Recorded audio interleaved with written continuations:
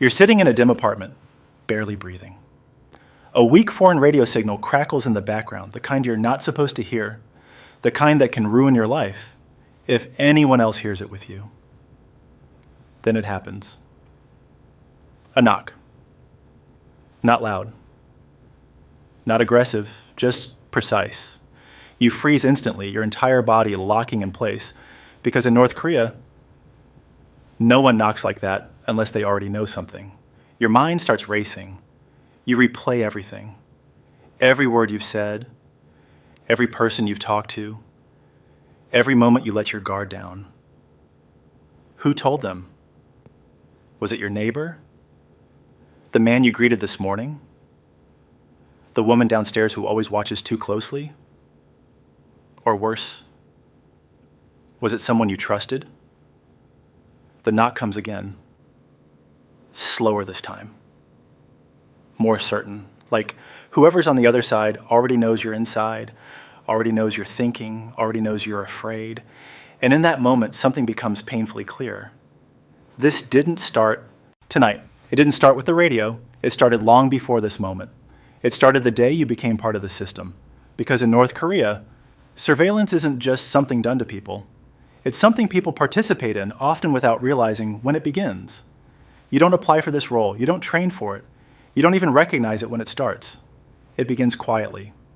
You're placed into a neighborhood unit called an Inman, a group of families responsible for monitoring each other. At first, it feels like routine organization, like a community structure meant to keep things stable. But over time, you start noticing something else. Every conversation feels observed. Every complaint feels risky. Every silence feels intentional. Then one day, your unit supervisor calls you in. She greets you calmly, offers you tea, and asks a simple question that doesn't feel simple at all. Have you noticed anything unusual? You hesitate just for a moment before mentioning something small.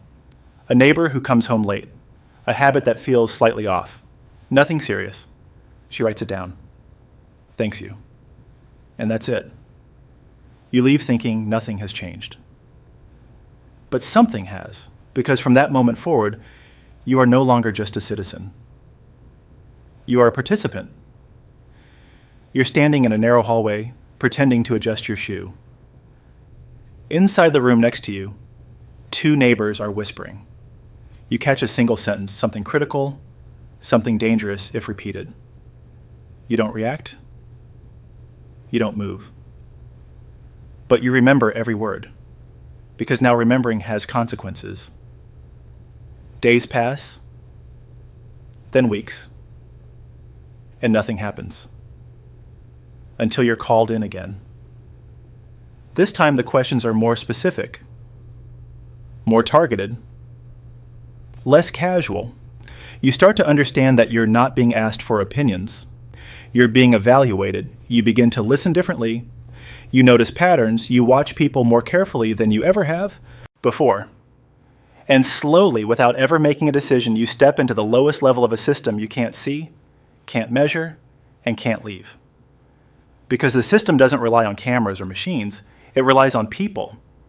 People like you. And by the time you realize what you've become, you're already inside it.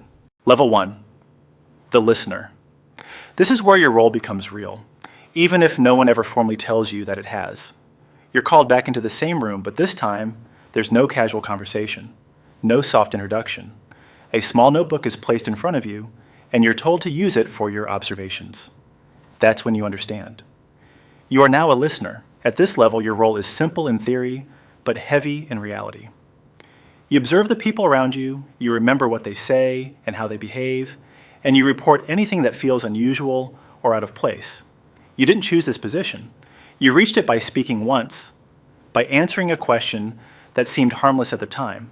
In a system like this, that's all it takes to be identified as useful. Your daily life doesn't look different from the outside. You still go to work, still attend meetings, still greet your neighbors. But internally, everything has changed. You are always paying attention. Every conversation becomes something you evaluate. Every silence becomes something you question. You're sitting at a shared dinner table with your neighbors. Someone makes a quiet joke about the system, something subtle enough to pass as humor. People laugh for a second. Then the room goes quiet. You don't laugh. You memorize the words because you already know this might matter later. There's no official salary at this level, but the benefits are real. Your food rations improve slightly. Requests that once took time are suddenly approved faster. Problems seem to disappear before they fully form. It's not payment, but it's enough to make your life easier. And that's the point. Because the system doesn't just recruit people, it reinforces them. The danger at this level isn't physical, it's psychological. You're surrounded by people who trust you, who speak freely around you, who believe you're just like them. But you're not anymore.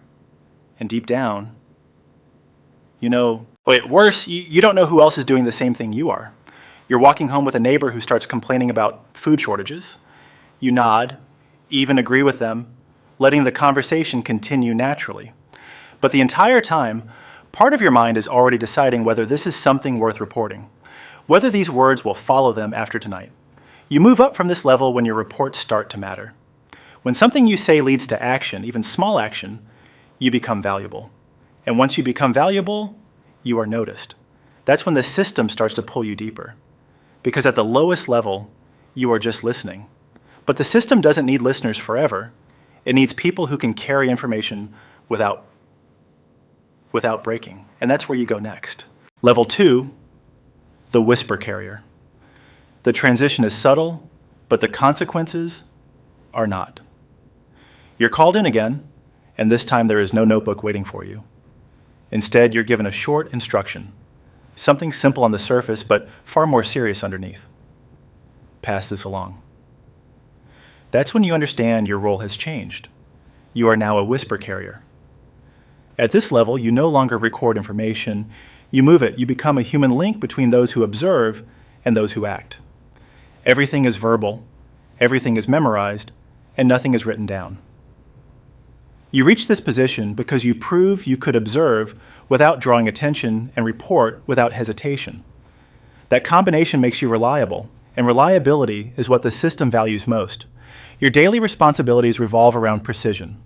You receive messages, often brief and indirect, and you deliver them exactly as they were given. There is no room for interpretation, no space for error. You're standing in a crowded market when someone brushes past you, barely making contact. Without stopping, they say a single sentence under their breath. You don't respond, you don't turn, and you don't slow down. Hours later, you casually bring up the topic with someone else, listening carefully to their answer before passing it along later that night, word for word. The benefits at this level become more noticeable. You gain better access to food, occasional goods, and a level of quiet protection that others don't have. Your life becomes easier, and that's not accidental. It's how the system keeps you engaged. But the danger increases as well. Now, mistakes have consequences. If you forget a detail or deliver something incorrectly, it doesn't just disappear, it traces back to you, and you still don't always know what the information you carry will lead to. That uncertainty stays with you. You're walking home after delivering a message, and you feel someone behind you. You don't turn around, you don't react. But you're aware of every step, because you don't know if you're being followed for doing your job well, or because you now know too much. You move up from this level by proving consistency. If every message you carry arrives intact, if every detail remains accurate, you become trusted. And once you are trusted, your role expands. Because the system doesn't just need people who move information, it needs people who can create it. And that's where the next level begins. Level 3, the spotter. The instruction is different this time. Short. Direct. Watch him.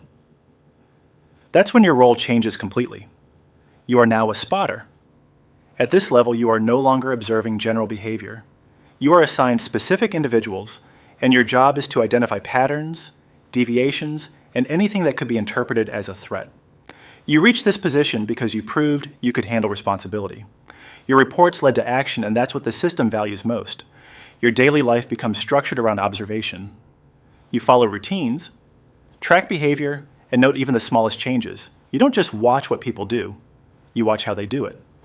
When they hesitate, when they act differently than expected. You stand across the street from an apartment building, watching the entrance. The man you're assigned to monitor leaves at the same time every day, but today he pauses, looks around, and walks in a different direction. You wait a few seconds before following because at this level, timing matters as much as observation. Your benefits increase and your life becomes noticeably more stable than those around you. But that stability comes with pressure. If you are wrong, you are responsible. If you miss something important, you are accountable.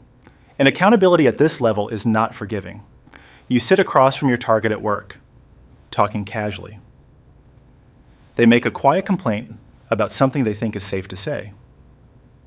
You nod, encourage them, and let them continue, because now your role is not just to observe behavior, but to draw it out. But here's something most people outside the system never realize. At this level, it's not about finding the truth.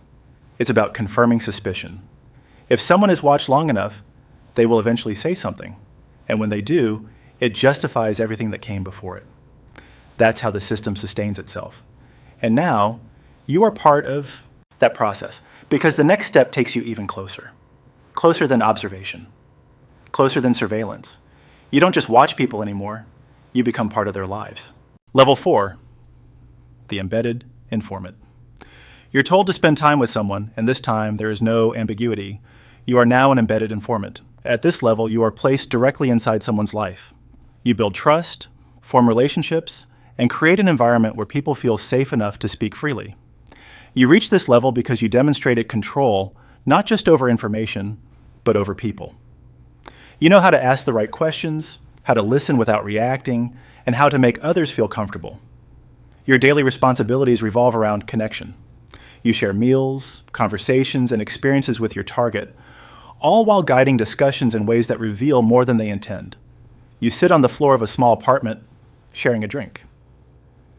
Your target relaxes, laughs, and eventually says something they shouldn't. You agree with them, even add your own comment, because trust grows when it feels mutual. And the more they trust you, the more they reveal. The danger here becomes personal. You begin to understand the people you're reporting on. You might even start to like them. That hesitation, that emotional conflict, is one of the biggest risks at this level. You move up by delivering something undeniable. Not suspicion, not patterns, but clear statements that can't be ignored. Level 5, handler's assistant. At this point, you move behind the scenes. You become a handler's assistant, someone who organizes and interprets information rather than gathering it directly. You reach this level because you proved you could see beyond individual cases. You understand how pieces fit together, how separate reports connect into something larger.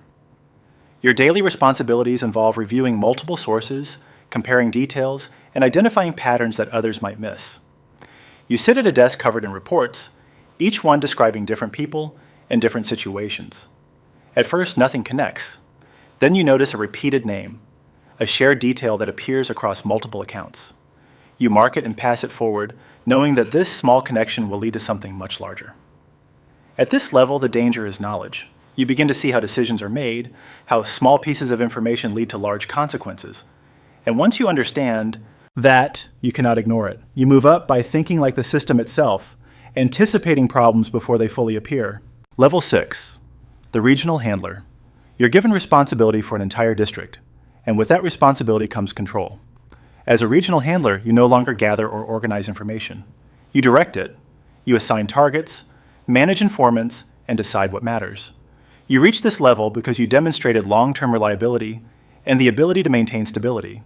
You review several reports late at night and notice a single name appearing in different contexts. You flag it and send it forward. Days later, that person disappears, and you understand that your decision set everything in motion. Your life improves significantly, but your exposure increases as well. Your decisions are visible, and your mistakes are not tolerated.